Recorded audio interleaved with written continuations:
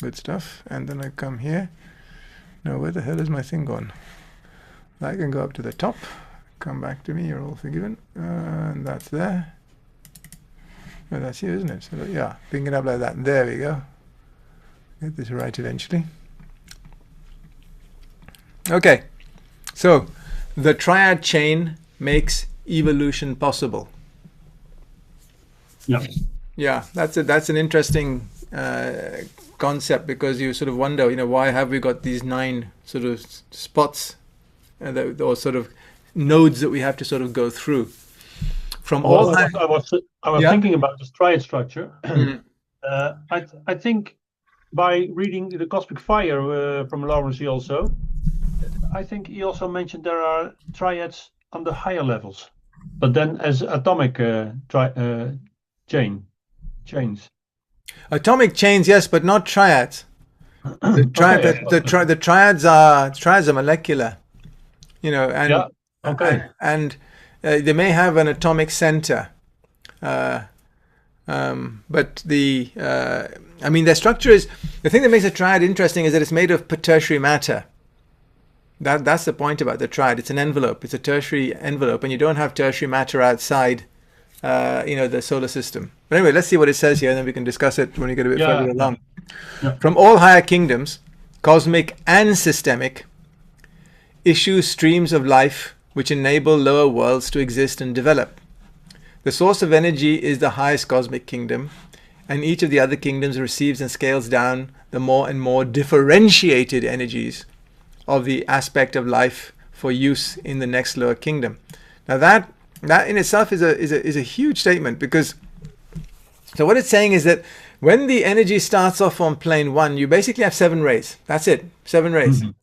But when you get down here and you see the diversity of life, you still say, oh, well, there's 7 rays. Well, in fact, they're not. Because when the 7 rays come down, at each level it comes down, somebody at the next level picks up those 7 rays, and itself is on a ray. So it'll have its ray, and it'll then channel those 7 rays through it. So it's a combination of it plus the 7 rays. Then it goes down the next level, and whoever picks it up there to transmit it further will itself be on a ray, and will then pick up those 7 rays again and transmit them, as will other people on that same level. So you'll get this interplay of all these rays crisscrossing, going through different monads that have had different experiences. So each one of those monads, through its own experience, will color those rays. But one thing then, you say the rays come down and they will be received by something, by matter. Well, let's take our solar system. That's the best example. Our solar logos is a ray 2 monad, right? Yeah.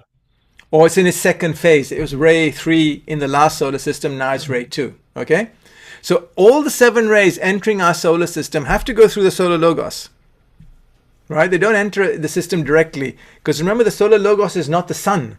The solar logos is this huge body that extends halfway to the nearest star. That is the solar logos, right? That is his spirit, right?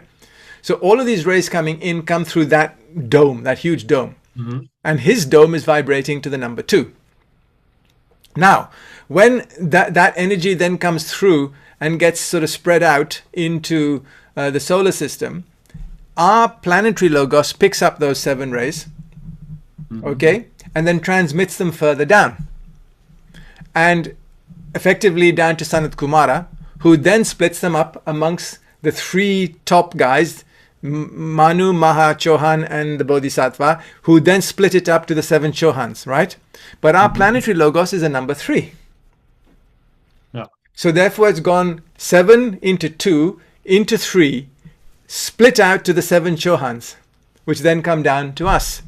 But if you imagine that the solar logos is on, plane, say 29, and there are obviously higher planes that these rays have already bounced through, and there would have been coordinating monads on those levels which would have taken those rays and spread them out.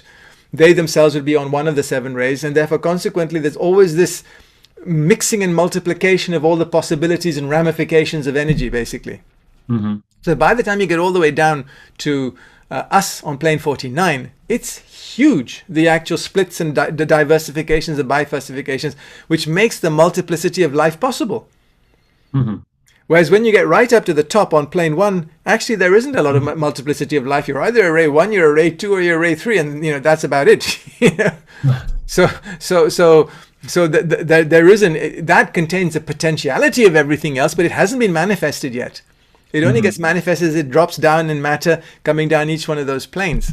So that's what it's saying here. So that other kingdoms receive and scale down more and more differentiated energies and aspects of life.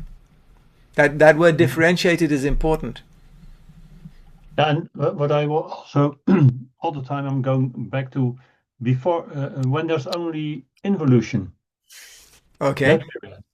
Because that's even before all this starts. Yeah. Well, the point is that Well, look at it this way.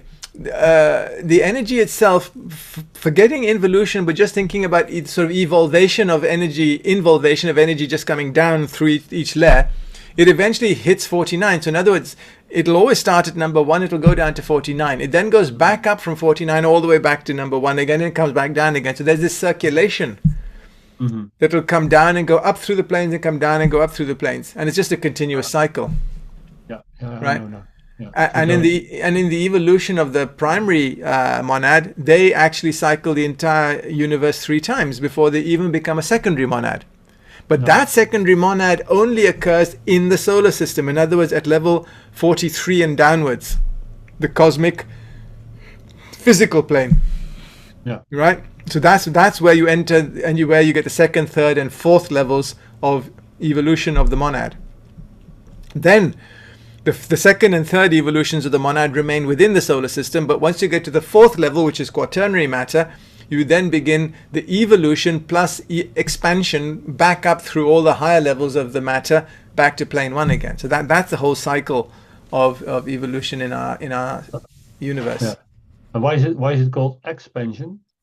Because when we start off as a rock evolves into a plant. Okay, so there's this evolution of something, and even plants themselves evolve into higher plants. So you have little liverworts and ferns and mosses, and then you can become an orchid or a rose or something like that. So there's this evolution going on there, right? And this evolution process goes all the way up until humanity. Yeah. So, like for instance, you have the evolution of the 1st, 2nd, 3rd, 4th, 5th, 6th, and 7th root races, and within those root races, you have the evolution of the sub races. Okay. So there's a process of evolution. Now, once you go from being a first self, which is what the human beings are, to becoming a second self, you then actually, and that's known as the 5th kingdom, because the human kingdom is the 4th kingdom, you no longer evolve. You basically reached perfection. In other words, your matter is not going to really change. Your matter is your matter now, right? You've got your arms and legs and you're supposedly a pretty body and whatever like that, but that's you now, okay? That's set. What changes then is that your consciousness expands. So there's no longer any further evolution of the body. I mean, people say that the solar logos looks like us. In other words, or we look like the solar logos. In other words, it's a being with a head, a feet, and that's his shape. And we copy his shape. But what differs between his shape and our shape is not necessarily the beauty of the shape. It's the expansion of the consciousness around the shape. Okay? So what then happens from the 5th kingdom onwards is that consciousness expands further and further. Now that takes you into a whole new realm of how you interact with each other, because if it's now your consciousness growing but not your physical, then to become omniscient, all-knowing, what you've done is you've joined your consciousness with other consciousnesses, so you know what they know. That's omniscience.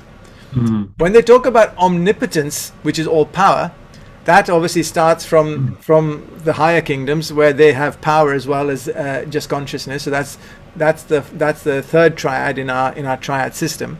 But obviously, even that triad is Mickey Mouse by comparison to all the planes of matter above. But in our system, it's a big deal, right? And then to be omnipresent is actually something slightly different, because you're effectively, I mean, you notice in literature they talk about omniscience and omnipotence, but they tend not to talk about omnipresence, which means that you're present everywhere. Now, in a way, you can technically be present everywhere, in the sense that if you're somehow in matter, you could almost say like energy links all that matter together. But really, omnipresence is also conscience. Yeah. Well, yeah, it is, but it's almost like it's difficult to imagine, because somebody on plane 1 is operating on 51 dimensions plus time, which is the next one. So 51 plus 1 is how many dimensions? Now, does that mean that an entity at that level is actually present all the way down here? Maybe it is, I don't know. But what I do know is omniscience and omnipotence definitely is there. So to wherever your level of consciousness is, you are omniscient and omnipotent to all the levels below you. But actually, when you get to a certain level, I mean, I'm not omnipotent to all of life here. No, I haven't got to that level yet. But somebody like a 45 self, they are in the world of matter down here omnipotent. They can make things happen. They can say to the rock, move 5 feet to the left, and the rock will move 5 feet to the left, that sort of thing, because they have that power of control over matter. Okay, so that's what it actually means there. Okay, so the triad chain is the monad's connection with higher worlds and kingdoms. Okay, so that's the point. It's a connection. That's the point. It's connecting you to something, right? The triad chain makes it possible to set up a consciousness connection between the highest 43 and the lowest 49 systemic world, and an energy connection between the 3 triads, and through them the different envelopes of the triads. Okay, so make a okay, it starts off by saying it makes a consciousness connection. Okay, so it's saying that number 43 is connected to 49. Now, why is that important? That is important because your monad is actually not in the solar system at all. It's at 43. So it has to somehow consciously connect to these triad units. It's not physically there. It's not actually present in those units. It's actually consciously present there. So that's why it makes the thing about a connection. That's the important point, right? And then it says, and through them, a systemic world and an energy connection between the 3 triads. Okay, so now we're talking about something different. Now let me just get to my little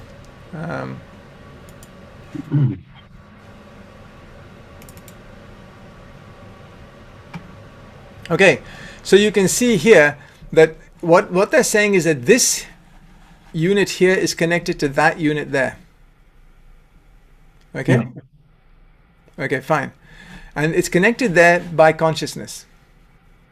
Okay, and then the energy aspect it's saying is cascading through all these 6. Okay, because the energy that basically sustains you is coming through as far as your etheric, because that's as far as your energy connection goes. Once you come into the physical, it's not your etheric that's feeding the physical. Your etheric is being fed by the energy connections going through all the triad structures. The physical part of you, 49, 5 to 7, is being fed by the food you stick in your mouth. That's where that energy is coming from. So can you see that? It's slightly different. Your physical body is fed by your food intake. But from 49, 4, 3, 2, 1 upwards, that connection is then coming from higher sources. Okay, so that's what that is actually saying. Okay, through the different envelopes of triads, it is via the triad chain that the monad receives the energies that enable the monad to exist and develop. Okay, so the important point here is the word energies. So we're getting the energies from somewhere. We know it's coming actually from the antiverse, because it's what's the word? Fohat. Fohat is that energy that's inside every monad. So that's what's actually making things happen. So it receives the energies that enable the monad to exist and develop. But I would actually argue that ultimately, no, okay, that's fair enough, because the Fohat that comes into your monad is sitting at 43, because you're at 43. But the actual system itself, in other words, the tertiary matter, the secondary matter, has to be energized, and that energy is coming through the triad system. Yeah, so that makes sense. Okay. The self must learn how to use this energy supply for the methodical and systematic activation of the various kinds of consciousness that enter into its superconsciousness. Okay, so the superconsciousness is everything that's above your actual level of consciousness. So wherever you are objectively conscious, everything above that is super consciousness. Okay. Without this energy supply, the triads and the envelopes of the self could not be formed, exist, and be kept alive. Well, that's obvious, because if you don't have an energy supply, you're not going to be able to do anything. No. In the human kingdom, the individual's consciousness development depends on his ability to utilize the consciousness aspect of the energies. Okay? So he's got to utilize it. And the better you can utilize that energy, obviously, the healthier you will be, the better you live, the more you can help other people, right? At lower stages, this process of activation goes on unconsciously and automatically. Yep. Our heart beats, we process our energies and things. We're not in charge of this. As man begins striving to simulate the consciousness of higher molecular kinds, he develops the ability to gradually discover more and more of the consciousness aspect. Okay, so let's see. As man strives to simulate consciousness of higher levels, he develops the ability to gradually discover. Right, so he's basically trying to like, for instance, when you're talking about initiation, what you're trying to do is discover what's going on the higher planes of matter, right? And you're doing that by moving your consciousness into that higher plane of matter. Objectively. Subjectively, you may already be there, but objectively, you've got to try to do it, okay? It is the bridge of consciousness, which we call the Antakarana, of the triad chain that makes up the unconsciousness bias for the acquisition of higher consciousness under the influence of energies received. But this acquisition presupposes the self's energetic decision to utilize the energies. Without your own work, you will have no consciousness development except your participation in the slow jog trot of total evolution. Thousands of incarnations instead of tens. Now, this is something that Lawrence, he always harps on about, because he's saying, you can sit around with your finger up your bum for 182,000 incarnations, and that's how long it'll take you to get through the fourth kingdom. Or you can do something actively yourself and say, I'm going to sort of, try to see how I can refine my envelope so I can receive more energy, and in that way expand my consciousness. And in the process of doing that, you can progress much faster. Now, you can also expand your consciousness and process more energy by going down the left-hand path. So this is an active decision you have to make, because the process of taking that energy in is neutral, right? Up to a certain point. Up to a point of the I3, you can't go the negative way, because I3, in the causal world, you can't have negativity. So there you can't go. Now, how the black magicians managed to go into the cosmic emotional plane, which is a 42 and above, nobody knows, and God alone how they did that, but there was some trick that they were able to pull off.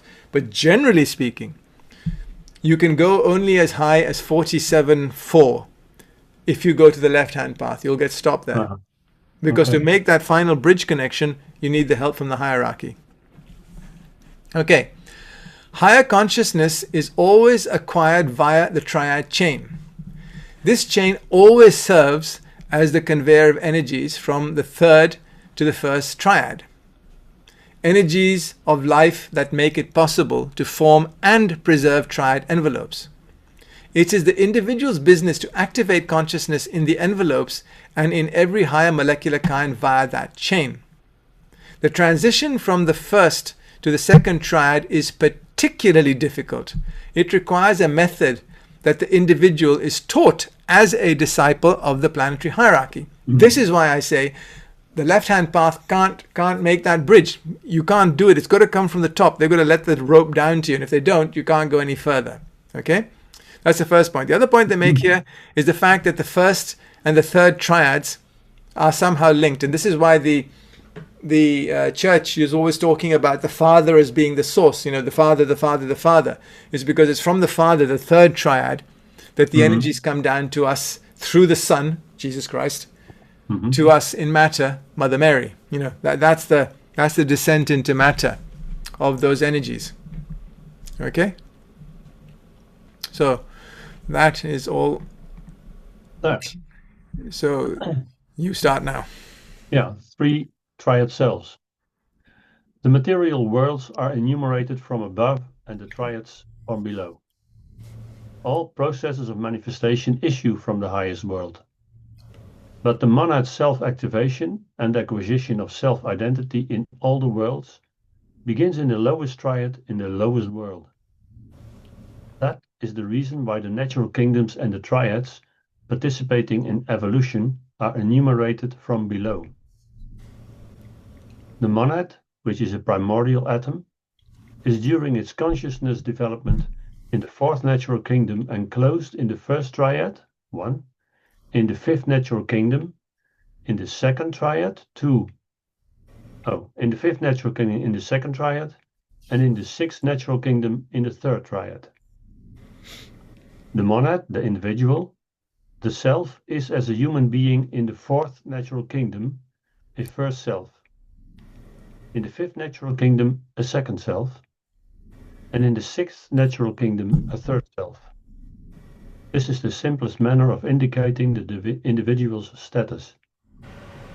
Then you can disregard the division of second selves into 46 cells and 45 cells, or of third cells into 44 cells and 43 cells, and keep this further differentiation just for special cases. Okay, so let's just stop there a second and let's look at that schematically. Here we go. Okay, so well, let me see. If you look at that, you're looking basically at a second self there. Yeah. See, you've got the unity body, you've got the lower spiritual, and you've got the higher spiritual. And that is basically what constitutes a second self. The first self actually has the etheric as well, which gives 3 to going up to the 1 up here. That makes the first self. So from the mental along here to the physical, that's the first self. And then from the monad down to the divine, that's the third self. So that's what it's effectively talking about. But the point to also bear in mind is that there is a gap between these triads. But the actually notice the word mental and mental is here and the word spiritual and spiritual is there. It's because that particular envelope is actually divided into 2. Yeah. And that envelope is split between 2 planes. That's also where the bridges are. Yeah, and the bridge that goes from here to here, I don't know how they say that's going to be an easier bridge to climb than the one that's going to get us from here to here. But it's because again this particular center here is controlled by yet another another monad, which we call a protagonos, which is sort of a very high level being, and it actually means firstborn. And these guys, as our solar system formed, these protagoni came in, and I think they were more than anything responsible for the actual creation of the triad system. So it's their sort of baby, but we don't use them until we've obviously got into the second kingdom, and then need to have a place to store whatever we're learning in the second kingdom between sleeping states of the globe, and at that time we go into a pralaya state inside the envelope provided to us by the protagonos, and that is what they do there. Where's this bloody diagram of mine? Here we go. So you can see it there. Here you have the physical body, and the physical and etheric are linked together here by the silver cord, and then the etheric links up to the emotional, and the emotional links up to the mental. But all of that is surrounded by the persona, which is here in yellow. But you can see that the persona itself is always linked to the higher causal body, because this is on the second triad, okay? And it's always there. Now the envelope itself of these bodies is tertiary matter, but the stuff inside them is secondary matter, okay? Until you come to the physical body where everything is tertiary matter, okay? There's no secondary matter down here. So up here you've got the causal envelope, which you notice has 2 atomic structures in it. This atomic structure is us, basically. It's our 47-1 permanent atom. And this atomic structure are the 12 solar devas. So these are effectively 12 structures, and they themselves are at the causal level, and they are then linked energetically to this individual here, which is your guardian angel. So that's the 13th solar angel, and he's at the unity level. So he's up at the highest level, okay? and of the next at world 46, he's up there. But basically, he has shared this part of his body with us, and he's energizing and running it. We then are linking down through this yellow band that you see here, which is part of this up here, but it's not anything other than a passive radiator. So whatever we learn, especially at the mental level, is, and we process here, especially when we die and we go into the mental plane. There we process our life, and everything that we've learnt, we can then radiate through resonance into this yellow structure, which itself joins back up into the causal envelope there. That's then what you've learnt. What you haven't learnt and you still have to process then gets left inside these atoms here. And that's called your subconscious. Now, once you've done that and you've actually got up here into unity matter, here you're sitting here and here, again you have this structure which is linking this particular, and you see there's another bridge here. You've got to cross that bridge. And then again you've got something similar going on between the protogonos and there. Now, what that lotus looks like up at that level, I haven't got a clue. And let's not even worry about it, because we haven't even got into our lotus properly yet, let alone that lotus. So it doesn't really matter what it's doing. So that is that. Now, if I come back down here, let's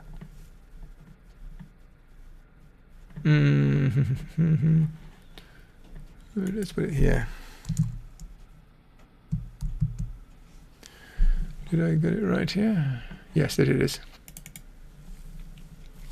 So again, here you can see it. You see, when you're sitting up here, this is your causal envelope, and that's at the moment on the second triad, and you've got your 4 atoms there. This one is an atom, that's an atom, that's an atom, but this one is a permanent molecule, okay?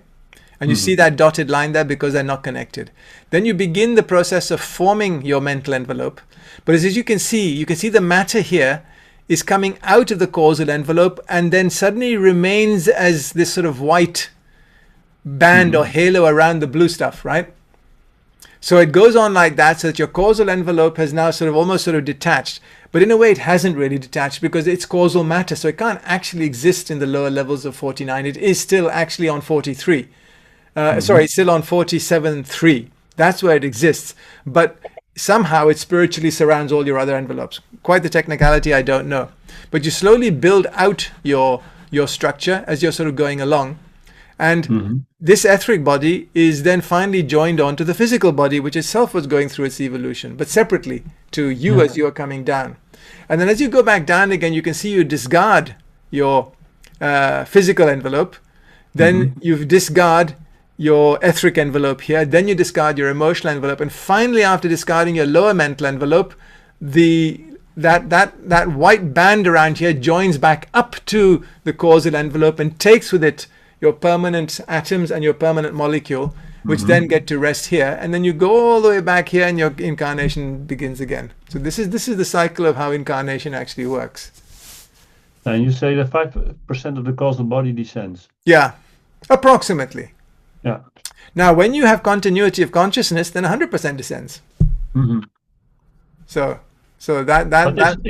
is this possibly the mixed up that people say you can also descend by 2 or 3 soul parts or bodies into bodies?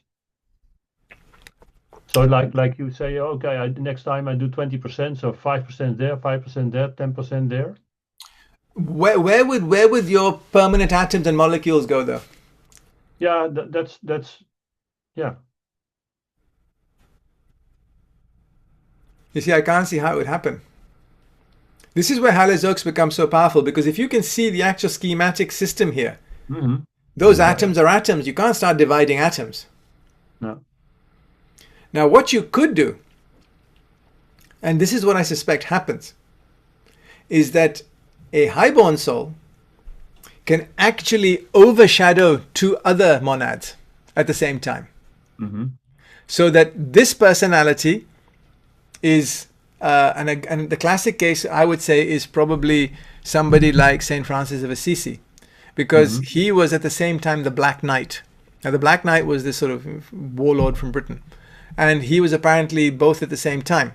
Now, he couldn't be both at the same time unless he was overshadowing whoever the people were in that body, if you see what I mean. Yeah.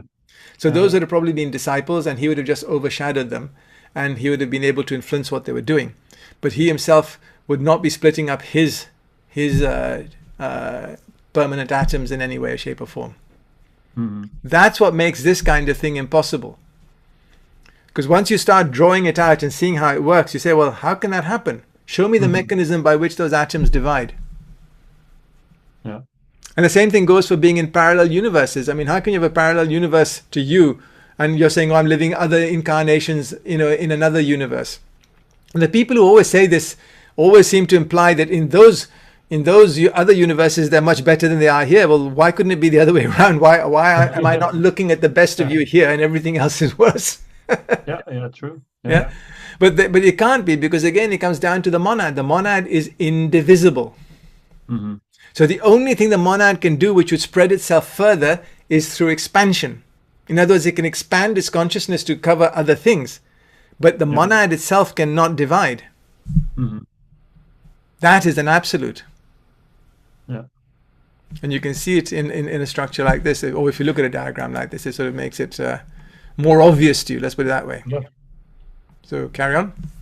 Okay, the reader is asked to observe that the terms first self, second self, and third self have reference to the three triad selves within the worlds of the solar system 43 to 49, so that he will not confuse these terms with the terms first self, second self, and third self, which refer to the highest three selves in the highest cosmic kingdom worlds 1 to 7.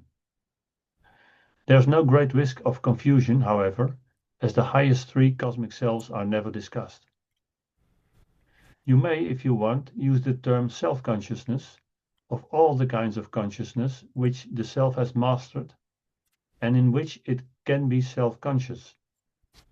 A perfect first self, thus, can be said to possess physical, emotional, and mental self-consciousness. The three triad selves are called selves, since the consciousness of the three triad units enable the involved monad,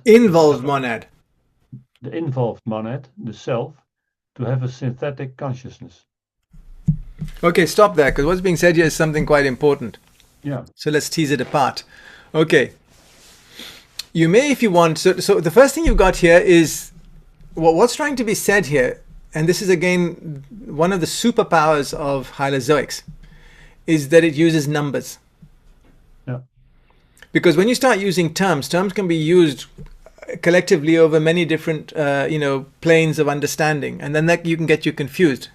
So when there is asked to observe the term first self, second, third, and third self, and having reference to the three triad selves within the worlds, now starting from 43 to 49, which is the solar systemic world, so that is not confused with the terms first self, second self, and third self, which refer to the three highest selves in the three highest kingdoms, worlds 1 to 47, right?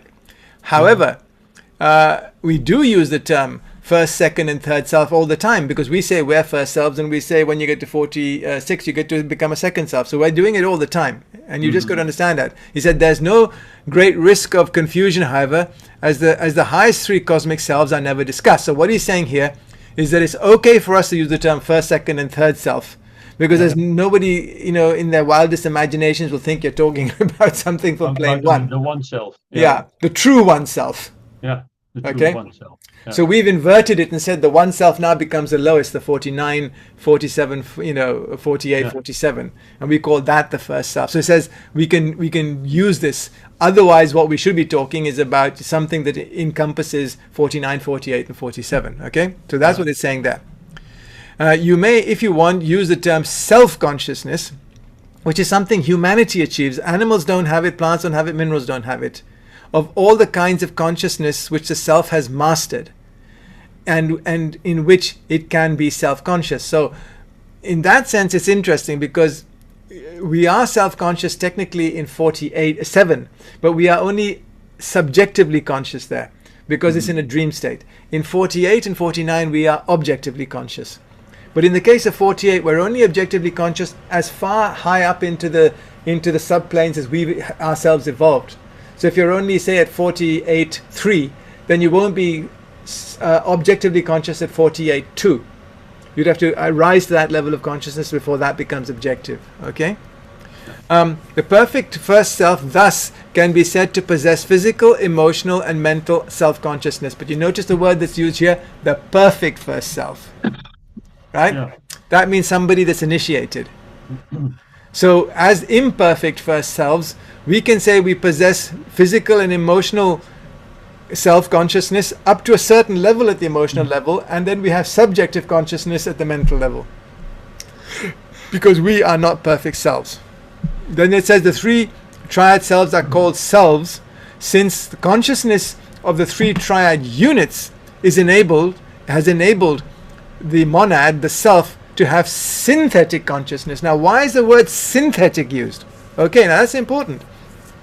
Because your synthetic consciousness comes from the activation of the secondary matter in your envelopes. So when you're in fact thinking in your mental envelope, you're actually vibrating the secondary matter in your envelopes. That's a synthetic consciousness, because the secondary matter is not you, it's not part of your life, it's something else. It's another whole structure of evolution, and you are synthetically vibrating that, and you get consciousness in this triad through the synthetic effect that you're having by vibrating those particular secondary atoms. That's why it's synthetic. Your monad itself, remember, is sitting at 43. So it's technically conscious. That it isn't actually conscious there, it's asleep there, but it's synthetically waking itself up by shaking these molecules down here. Okay? So that's something important to understand. Especially the emotional and the mental envelopes are filled with secondary matter. The skin is tertiary matter, but they're filled with secondary matter. Now that secondary matter doesn't come any lower than the 48 plane. 49 is tertiary matter only, but in 48 it's secondary matter. And so that's why it has this term. And people will just read this and they won't really understand what they've said. So let's read it again. The three triad selves are called selves, since they are conscious in the three triad units, enables the involved monad, right? So involved means that it's coming down from the 43 and involving its consciousness into this matter here, right? And the self had to have synthetic consciousness, because that's not the real consciousness of the monad. It's a made-up consciousness, because it is vibrating those secondary matter bits, and that's what appears like consciousness. Whereas the monad itself does have a consciousness, which is actually around itself, and that doesn't rely on shaking anything. That's just inherent in every monad, has a consciousness structure around him. In the case of primary monads, it's potential. But in the case of secondary, tertiary, and quaternary monads, it's actual. You have a consciousness field around you. But if you're sitting at 43 and your envelopes are down on the first triad, then the consciousness that's happening down there, what we're using now, right now, to talk and speak to one another, that consciousness is a synthetic consciousness. Right? And it works by a resonance. Yeah, resonance basically from the monad, but basically coming from 43 down through 47.1, which is where the monad sits in the causal envelope, but then becomes conscious wherever you are, conscious at whatever level you are. Usually for us in our emotional envelope, if we were second cell, if we'd done the I2, we'd be sitting in the 47.4 permanent molecule, and we would be conscious there. We wouldn't be conscious in the 47.4 permanent molecule, but we'd be conscious in one of the subplanes in the mental envelope. Well, we could be conscious actually in the molecular level there, but certainly not at the atomic level, which is at 47.1. So yeah, I mean, this is a lot of numbers and you're throwing them around. But once you begin to understand that, the really important takeaway here is to realize that our consciousness is synthetic. Why is that so important? Why is that so important? It's important for this reason. When you have thoughts and you think, oh my God, my thoughts, and oh my thoughts, and I'm guilty about that. This is all synthetic. It's not you. Yeah. It's this bloody secondary matter going around in all directions and stuff like that. Yes, your monad is making it resonate in that way. Yeah. That's true. But it's not actually the monad that's stressed. It's not the monad that's unhappy. It's not the monad that's having these terrible thoughts. It's the synthetic consciousness that's having it. But the monad is responsible for it. Now, the argument I used to always have with Karen about this is that she was saying, oh, this is, I'm having these terrible thoughts because those bloody secondary matters is doing it and I'm somehow picking it up. No. The secondary matter does nothing. You make it do everything it does. You program it. So if it's misbehaving itself, it's because you've programmed it to do so. Don't somehow think that it is pulling you down. It isn't pulling you down. You are making it vibrate the way it is, and that's why you feel the way you do. It is a synthetic event. It's not a real event, but for you it feels real. Yeah. And if you can detach yourself from that sort of identification with this synthetic mechanism which allows you to experience life in the first triad, then all your problems actually go away. Because you realize that everything you're feeling and thinking is synthetic. It's not really you. And if you can do that, then you begin the process of genuine evolution and then eventually expansion, because you're no longer the prisoner of these vibrating lower levels of consciousness. You are then becoming a thinking monad yourself. You're not a prisoner to that. And to do that, you've somehow got to strip yourself away from the identification of yourself with these three envelopes of your lower triad, because it's through identification that we have a problem. Because if you can step aside from your persona, which is just a coat that you happen to be wearing in this lifetime, and you can step aside from your body, which is just a vehicle you're using through which the persona can express itself, and you get away from those two things, then again you've got no problems, because you've got no problem about, my chin's the wrong shape and my nose needs to be extended, whatever. These things don't matter. They're just an envelope, right? Yeah. And if you can step outside the synthetic content of that envelope, which is just vibrating because of how you happen to be thinking as a monad, then you can almost step away from the confusion. That's why I teach people that technique of standing and looking back at yourself and pretending that you're still standing over there, and realizing that thing standing over there is not you. You're here looking at that. And if you can, at that point in time, especially in moments of extreme stress, just step outside yourself and say, hang on. All of this vibration that's going on, it's not me. It's synthetic. It's artificial, right? So if you can pull your monad away from that and say, I'm going to detach myself a minute and just look back at it, suddenly that's all gone, because it's over there and you're not part of it anymore. Then let it calm down, because you're not feeding it energy. Remember, if you stir something up like a cup with coffee in it, as soon as you take the spoon out, the coffee will eventually stop swirling. So the same thing, if you can remove your monad from an overactive emotional envelope and just take it away, then it'll eventually calm down. It has to, because you're not feeding it any more energy. But as soon as you start directing your attention to it, and the attention you direct activates certain particular secondary matter that's in that envelope, then that envelope will start vibrating to wherever your consciousness is, and that was what you will end up feeling. Yeah. So that's what that is saying. Okay? So we actually got number you can 7, start. You're gonna 7. To the first self, the matter aspect is directly given, and so fundamental one. To the first self, the matter aspect is directly given, and so fundamental one. To the second self, the consciousness aspect is the directly given one, and to the third self, energy or will aspect. Aha. No, I know it's not very clear. Yeah. That's badly written. Yeah. So what it's saying is, to the first self, the matter aspect is directly given. So what that means by that is that the devas basically form those envelopes. Yeah. You don't have to form them. It's directly given, right? Yeah. And to the second self, the consciousness aspect is directly given. So therefore you come into that world and the consciousness element of that world is already there. You can expand into it, but it's already there, okay?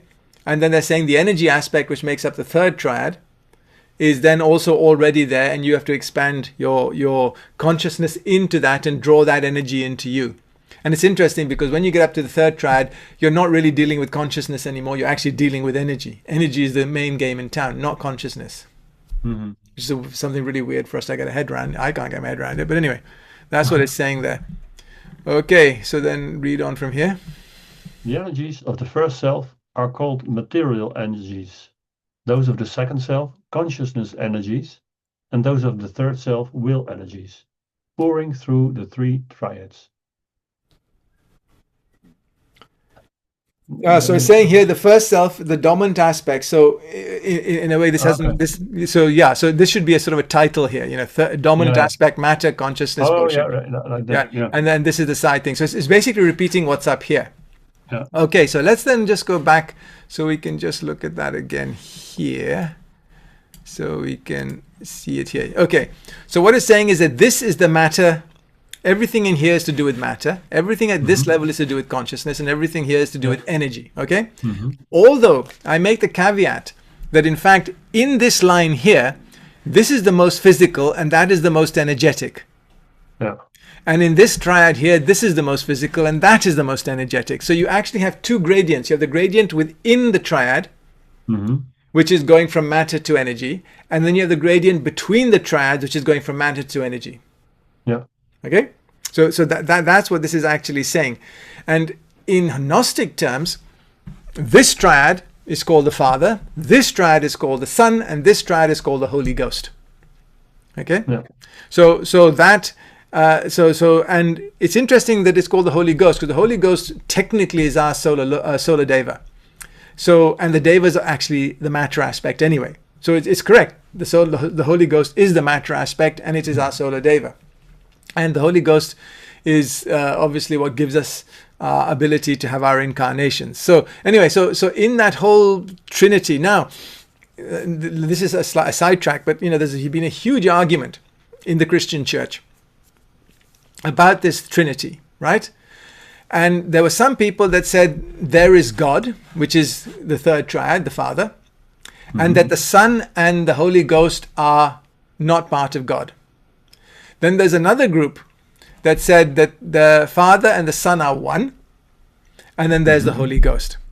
And then there's another group, which is the Christian Church of the Catholics, which says all three are God. Right? Now, which one of those is correct? Well, ultimately, they're all correct.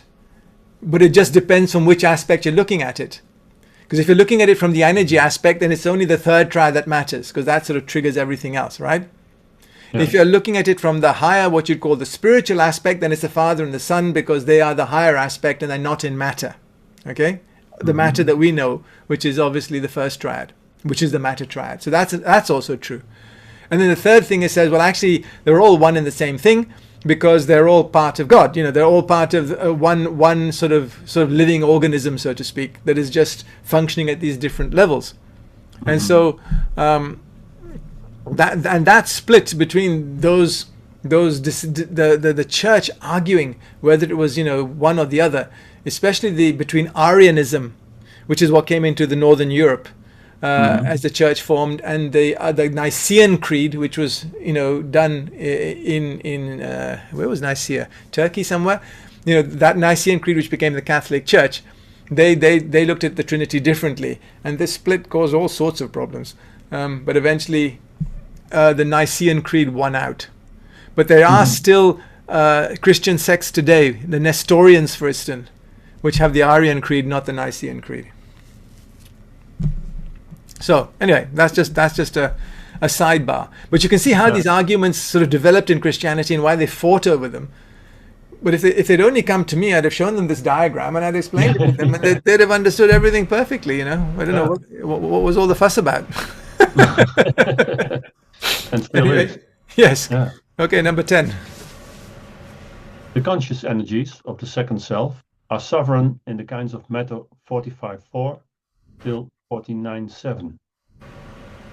The will energies of the third self are sovereign in the kinds of matter 43.3 till 49.7, and are at the same time the synthesis of all three aspects. Okay, stop there. Now that's actually quite important.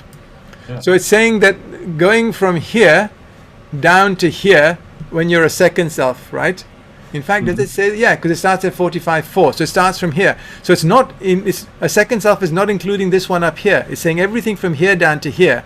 This whole square here is a sovereign self, but it isn't this one here, because that hasn't joined up yet. And when you get up to here, to the next level, then what does it say here? You go, when you get up to the 40, so 45.4 goes down to that. But when you get to the next level up, you would actually start from here, 43.4, and then go all the way down to 49.7. So you would take in all of that. But you notice this isn't included, because that is still another bridge that you've got to cross. Okay, and the interesting thing here is that the Bodhisattva, Mahachohan, and those guys up there are at this level here, and the Chohans that run the 7 ashrams are actually at this level here, or at this level here, but they're running the show from that level there. Okay. Okay. So carry on. The individual as a first self is an individual self. As a second and third self, an even more expanding collective self, an even greater self with ever more selves. Of course, having unlosable individual self-identity. Now, why is that important? That's important because what it's saying to you there is that in nirvana, you don't disappear into nothingness. It's saying that when you get up to the second and third selves, what you're doing is you're just expanding into everybody else's consciousness, but you're not losing yourself in the process. Yeah. Okay? So carry on. The three selves can be called the individual self, planetary self, and the solar systemic self. The world of the first self, 47.4 till 49.7. Okay, hang on. Let's just stop there. That actually is saying something very important. Yeah. But you just sort of skip over it and you don't realize what's being said. Okay, the three selves can be called the individual self. Okay. Okay, the individual self. You've got self-identity. Animals, plants, and rocks don't have self-identity. Okay. So the first can be called the individual self. Then the planetary self. What does that mean by the planetary self? Well, it's the planetary self because when you're a second self, you're at the level actually of the planet. In other words, our globe functions at level 46. So you're now able to work at a planetary level, not just at your own personal level. You're beginning to sort of feel and work through everything that's in the planet. You have consciousness contact with all of it, right? So you are now a planetary self, okay? But you're only a planetary self. In other words, I can think and feel, if I'm a 46 self or a 45.4 self, I can think and feel what's going on the globe here and everything that's going on here. I can have contact with all the other 6 streams of evolution, all that sort of good stuff. But I don't know what the hell's going on Venus. So I'm a planetary self now, okay? My consciousness is expanded to the planetary level. So I'm now expanding my consciousness to everything that's going on the planet. That's what a planetary self can do. Now, when you become a third self, you become a solar systemic self.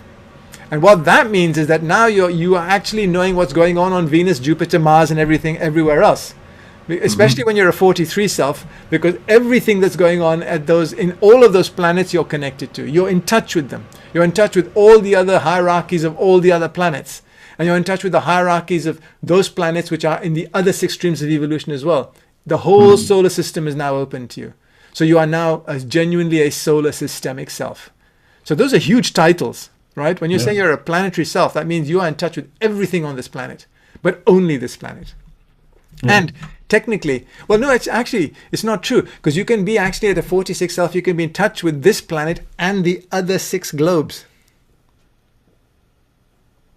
No. You understand what I'm getting at? Not yet. Okay, let me just... Yeah, because of the round. Yeah, exactly.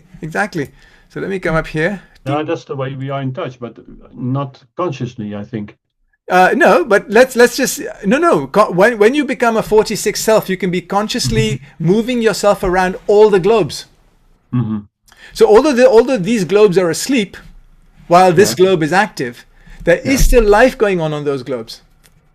It's just going on in a sort of like sticking into a freezer kind of thing. It's sort of quiescent.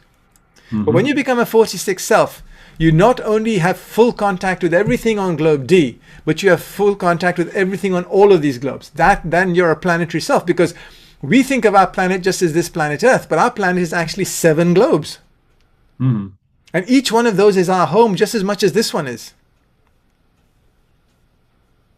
I know it's a strange thing to get your head around, but the point is that at a 46 self, everything becomes part of your consciousness. So you can move around. Let me see, I've done a diagram. Here's a diagram. Yeah, you can move around on a planetary level. At a planetary level through all the globes at any time you want, at your own will. Yeah. And so here, you see what I'm showing here is that on globe D, Everything has come into what had been stored is coming into incarnation. So you've got all of this sort of, the life force here is coming in. Then you go to globe E, and everything sort of goes into sort of like storage, you could say, so that the life force sort of carries on round, and when it comes back out here, the matter begins to form again, because up here you're not in a physical world, but here you're beginning to come in, because that's the etheric level and this is the material level, and so suddenly life begins to wake up, okay, as we know it. But up here and up here and up here and up here, there's still life going on, but it's just going on at the mental level, the emotional level. There's things, activity, evolution, all that sort of stuff is going on. But the real big evolution, in other words, the actual movement forward of the monad, the movement forward of life always happens on globe D. Everything afterwards is the processing of it. And getting things ready for the big push that always happens down on globe D. Okay? But as I said, if you're a planetary self, which is 45-4 and 45-4, yeah, that's because of your permanent atom, is in 46-1. Because that's where you'll be there. Those beings can move around here freely. And in fact, 45-4 can actually begin to start moving off to other planets. But it's not truly solar systemic. When you're solar systemic, you're basically 43. Then you're a genuine full solar systemic self, because you're actually outside the entire solar system. You can see the whole package, and you can, you're in communication with everything that's going on inside the whole solar system. Okay? Yeah. Now, there are even higher beings than that, because Buddha is obviously 42, but he doesn't even come inside the solar system anymore. So he's sort of looking at the solar system and affecting the whole block, if you know what I mean. Even though at the Waisak festival he may sort of focus a bit down here and there, yes, he's sort of more focused on us. But really now, when you're getting to those levels, you're thinking about the whole picture, not just that. Now, somebody like Sanat Kumara, for instance, he's also above, because if Buddha is 42, Sanat Kumara must be even higher. And even though he's higher, he himself is obviously just focused on the evolution of the earth, because he's the lord of our planet. So his job is there. Okay. But Sanat Kumara has a boss also, who's the Manu of the chain. And that chain Manu has another Manu that's the Manu of the scheme. And the Manu of the scheme is called the planetary logos. Right? Because he's in charge of the entire scheme, which is his body. So all 49 planets, or all 49 globes in the scheme, are basically his evolutionary process. And I show that. How do I show it? Is this one way? Maybe this one will show it better. Yeah, this is I got it. Very good. So here's the logos of the 7 schemes, right? And then you have the logi or you can call the manus of each chain. And then they split up into the 7 root races. And then you go around in 7 rounds. And then you come back, and this is how the evolution sort of goes on. So these are the levels. So that's one level, that's level 2. Then each one of these 7 is a level. And then at that 7 level, there'll also be 3 manus per globe. So our globe, which is globe D, actually has 3 manus. And we are on the third, the third controller, which is Sanat Kumara. They've already been 2. They've done their job. They've gone off. Sanat Kumara's come in, who will run with our globe until the end of the globe, and then it'll just go into Pralaya, and then you have the 5th globe, globe E. Yeah. Right. So that's how the system works. And in fact, let me think about it, because if you're in, so the Protagonos, I think, may hold you between chains, actually, not between globes. Anyway, I'm not quite sure about that. I have to refresh my memory on that. But anyway, that's what it's getting at. But that's an important thing. Individual self, planetary self, solar systemic self. Yeah. Okay, so start from 12.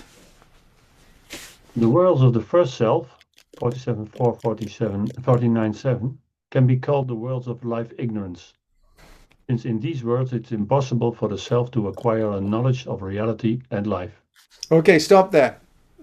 That is a hugely important statement, because everybody who goes around thinking that they're a genius because they came up with a bright idea, this is saying, sorry, you can't do it, because you're living in a world of ignorance, right? The self cannot acquire the knowledge of reality of life, and it has to actually come from somewhere else. Yeah. That's what that is actually saying. Okay, carry on. Yeah, that's also about himself. Yeah. who is writing. Yeah. The 13. worlds of the second self, 45.4 till 47.3, are the worlds of unity, consciousness of community, knowledge and wisdom. Okay, The first so self- the Yeah. consciousness of unity, consciousness of knowledge and wisdom. So, Yeah. consciousness of community. So the consciousness of community is love. Mhm. Knowledge and wisdom is the other thing. So it's love, wisdom. So that's 46 basically. Love, wisdom, unity, and knowledge. Unity and knowledge combined is 46. Okay. Mhm. And it's 46 is where it expresses itself, but it's also there in 47.3 as well. You know, in those in the causal body as well. Okay, carry on. 14. The first self cannot acquire a knowledge of the worlds of the second and third selves. Second selves can receive a knowledge of higher worlds through their connections with third selves, and third selves can receive higher knowledge through cosmic selves in the planetary government. Okay, so note the word government there. You're outside the hierarchy now. Mm-hmm. The government is Sanat Kumara and the 6 Buddhas of activity. Okay, so that's the planetary government. And also remember that there will be similar planetary governments for the other 6 streams of evolution. Mm. So it's not just our planetary government and that's it. No. Because there will be these other. So Sanat Kumara will actually have 6 other friends of his that will all be working with their streams. So collectively, you could think of the planetary government as 7 of these big bods with their, each one's of their Buddhas of activities. There'll be a hell of a lot of them. And then you've got the hierarchies of each one of those groups coming down. So our hierarchy is just a human hierarchy, but you've got the Divic hierarchy and you've got these other 5 hierarchies as well. Mm. Okay? Okay, carry on. Pretty complex. Yeah. Exact knowledge of the constitution of man, the first self, can be obtained only through esoterics. Man cannot know himself without this knowledge. You may, if you want, define esoterics as that knowledge which is inaccessible to first selves.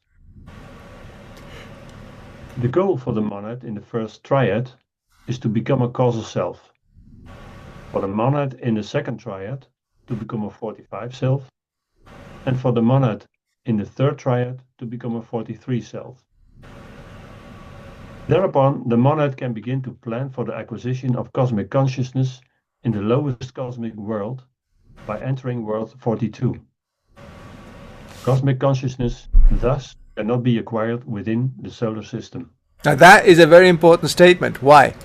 Because it's saying that there's somehow a gap between the solar system, which is the 7th kingdom, or the 1st kingdom, whichever you want to sort of do the scale, and the next level up. So the emotional kingdom, which starts from 42 and goes up to 36, that is a separate functioning unit to the one below, and the two are actually separated. Okay, and the interesting thing there is to go from 43 to 42, you've actually got to get rid of your triad, because it's no longer of any use to you, right? It's gone. So you'll keep your 43 one permanent atom, and that's the link into the lower world. But that, as you can see from that other diagram, 43 one sits outside the triad system anyway. It sits above it, right? So it isn't actually in the solar system. It just sits at the edge of it. That remains, and you keep that right the way till you get back to number 1. But the point is that from then on, your evolution is atomic. There's no molecular evolution anymore. Everything is atomic. So you may be at different levels. There may be 7 levels of atomic consciousness on each one of those planes, fine. And there may be even sub-levels of atomic consciousness on those planes, but it's always atomic. It's no longer molecular. Okay? Yeah. Okay, so carry on. It is the task of the first self to become a second self, or more exactly, the monad's task in the first triad is to move to the second triad. The first self cannot achieve a contact with the third self. Causal self sometimes succeeds in this. Okay, now stop. Why is that significant? Well, here's the thing. Incredibly dense, this text now. Yeah, but why is that important? Okay, it's important because people think that Maitreya is going to come and talk to us.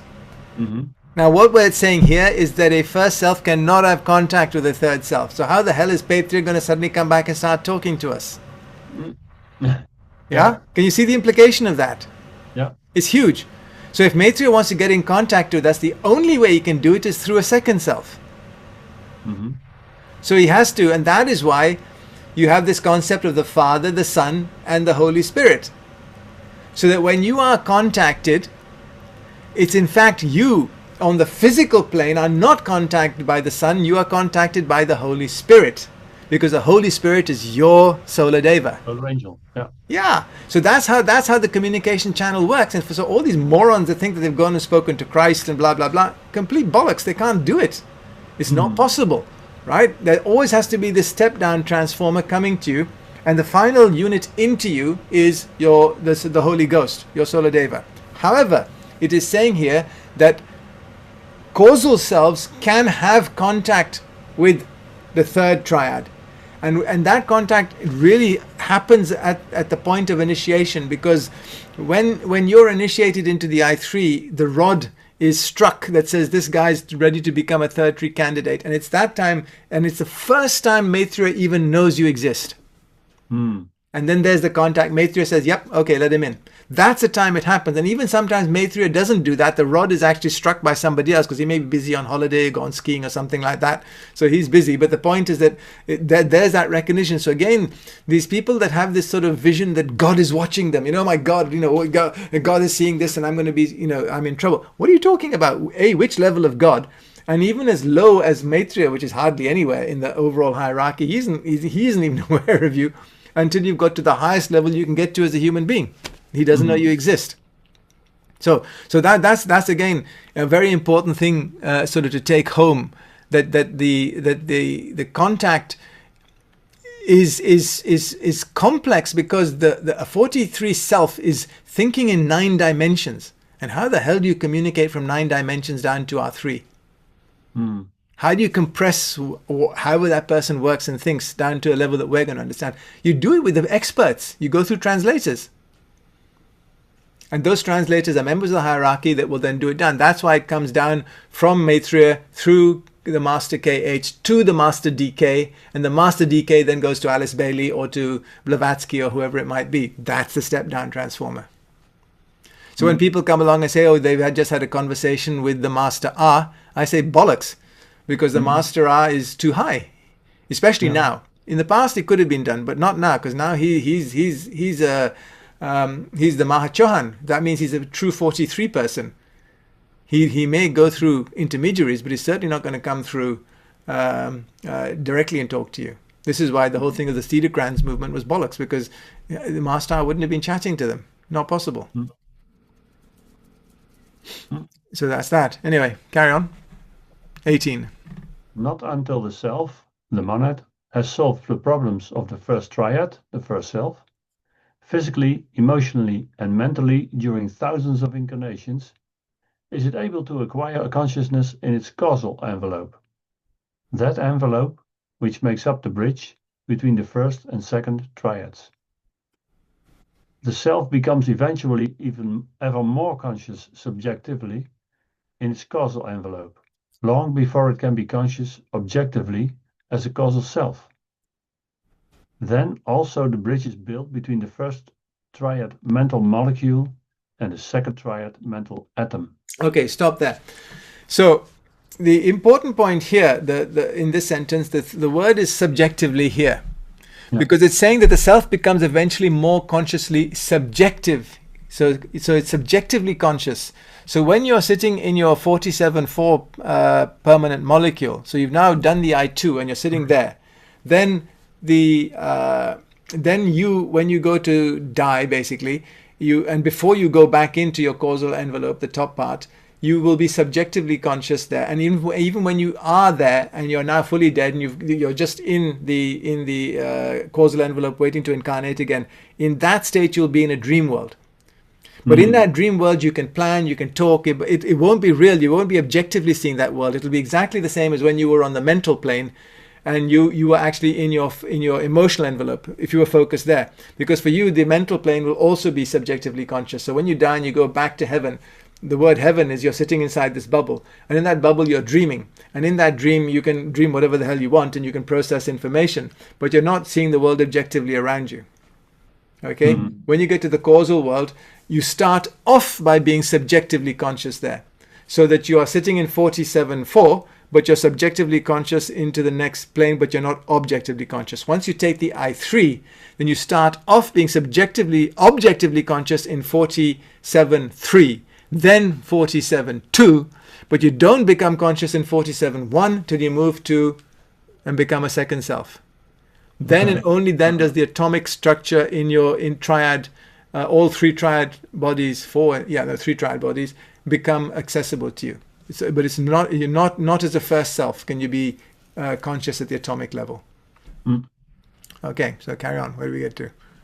19. When the self is in the causal envelope, has succeeded in atomizing the functions in its envelopes of incarnation, resulting in an expedient distribution of the energies of the etheric envelope, the development of the first self is concluded. Okay, now here the key word is the atomization, right? Yeah. What does that actually mean? What that means is that everything is occurring as it should do. So, for instance, when you play tennis, you start off by sort of really thinking about your stroke, and you're hitting the ball and you're thinking your way through it. But eventually when you become a tennis pro, you don't think about that ball. You're thinking about the strategy of playing the game. You just hit the ball automatically because you know where you want the ball to go. But you don't have to tell your arm how to do it. The arm knows what it's going to do. You've automated that process. So when you become causally conscious, everything that's going on in your body, mentally, emotionally, physically, everything is automated. It just happens properly. You're not having to think about, I must control my thoughts, and I must control my emotions. No. These things are just working automatically. What you're conscious at that causal level is what you're trying to achieve. What's my goal? Yeah. Everything else will just automatically happen to help you achieve that goal. Automated the system. You're not learning how to use the system, which is what we're doing now. We're learning to control our emotions. We're learning to control our thoughts. But when that's all automated, all you're interested then is the goal. How you get there is then just worked out automatically. Okay, let's carry on. When the monad has moved when the monad has moved to the third triad, the second triad can be dissolved, since all its functions automatically enter into the third triad. The first triad is preserved if the self intends to work in the worlds of the four natural kingdoms, not because the triad is necessary for this, but because this facilitates the work of forming and preserving the lower envelopes. Okay, so that's an important statement. So what it's basically saying is that we make a big fuss about consciousness development, and if you listen to the Theosophical Society or to Alice Bailey's books, everything is about consciousness, your consciousness, this sort of stuff. And here it's saying, actually, when you get to the third triad, consciousness, what's that? Well, what are you worried about that? Because it says, because through the energy aspect of the third triad, consciousness again is automated. You don't even have to think about it. It just happens, right? So you're basically, it's what the energy wants to do and everything else happens. Now it's saying here, now technically if you don't ever want to come down again, you can get rid of your first triad again as well. But the fact of the matter is that it's a darn sight easier if you want to come back into incarnation for whatever reason, and the Lord Buddha obviously did. You need to then activate your three envelopes in the first triad to function in a human body, because a human body has to have a brain, and it has to have a connection to a mental process and emotional process too. So you need that first triad, but you don't need the second triad anymore, because everything is just coming from the top. It's just coming down straight from the father to matter, into matter, which is the first triad. Okay. Okay, carry on. The so-called personality is the monad in the first triad, in its envelopes of incarnation.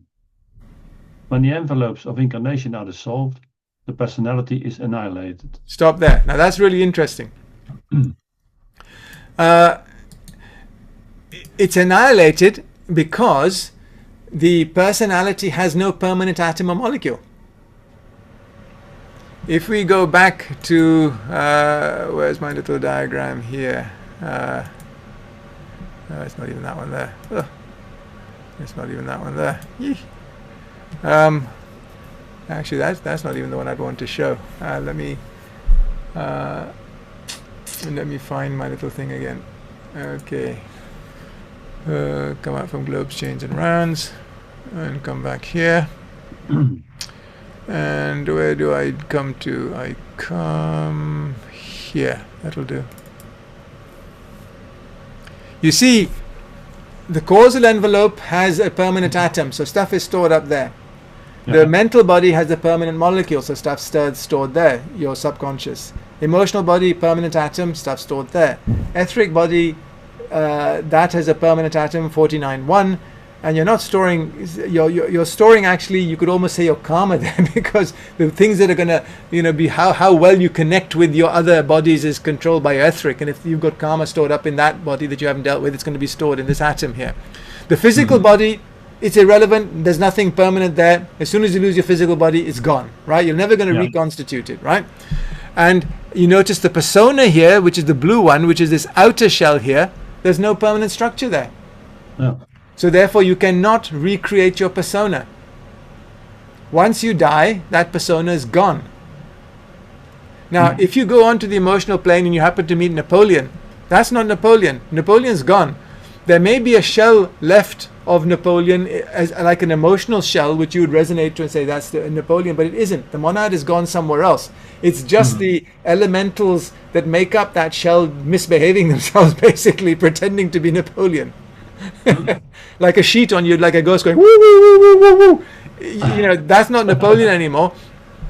Or you think it's Napoleon, so you create through a fantasy Napoleon. So in either way, it's not Napoleon. Napoleon has gone. That is not a permanent structure.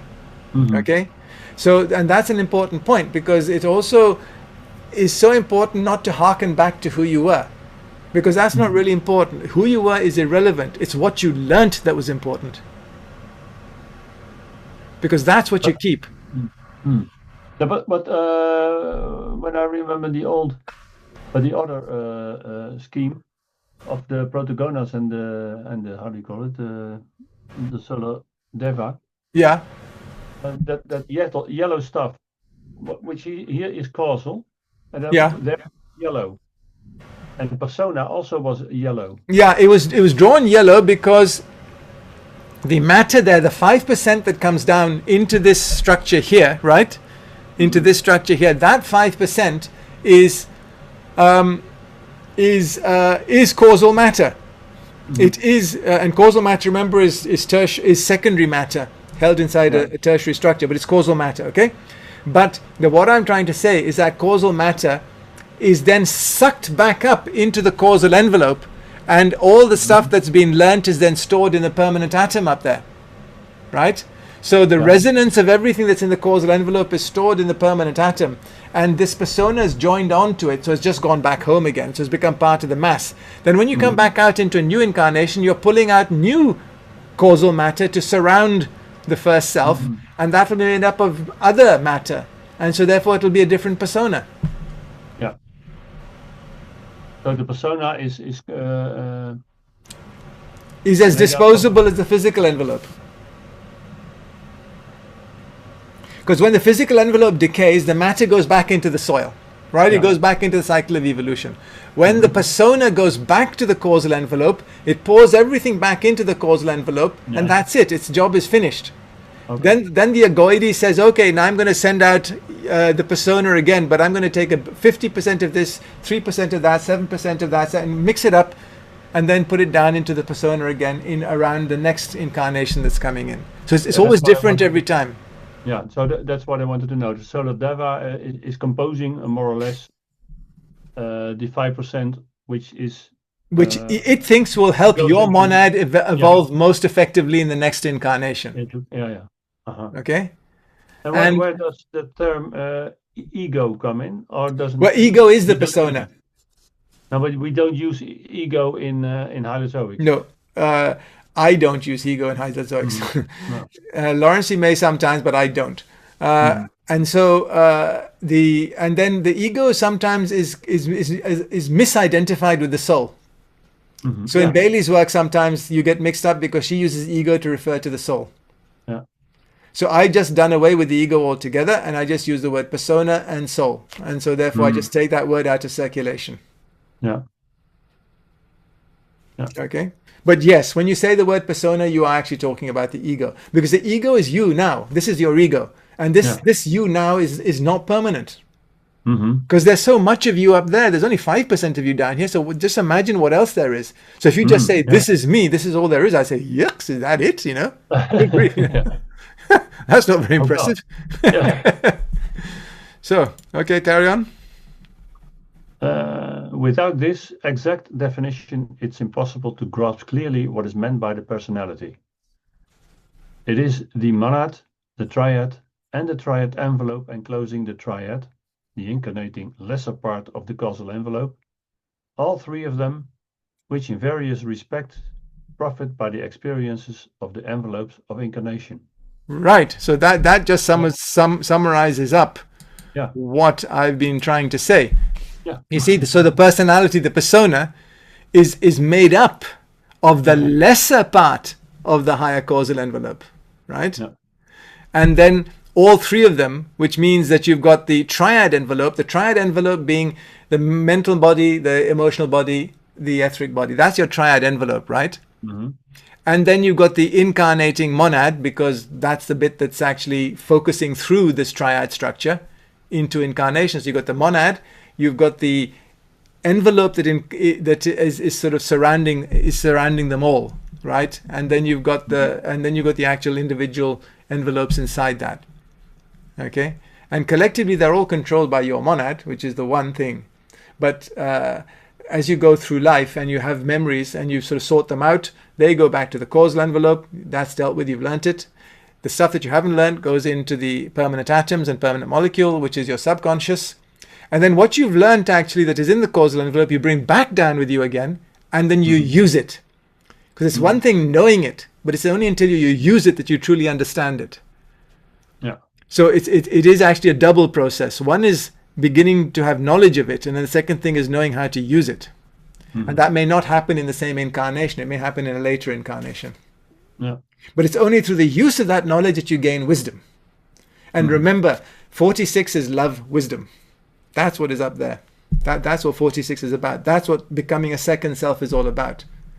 Love meaning unity, because you've expanded your consciousness to expand into the souls around you. And wisdom, because you know how things are done properly. The right knowledge, the right use of that knowledge as well. That's wisdom. Yeah. Okay? And then at that level, you can actually come up with new ideas, which you can then pass through back into the causal world, which is then picked up intuitively by people in incarnation, and that's called intuition. And that is how new ideas are brought into existence for humanity to use and to work with. Yeah. So that is how that works. Okay, so we've had a good day. So I'm going to just stop the recording now. First thing I'll do is I'll stop the share. And how the hell do I stop recording? Here we go. Recording.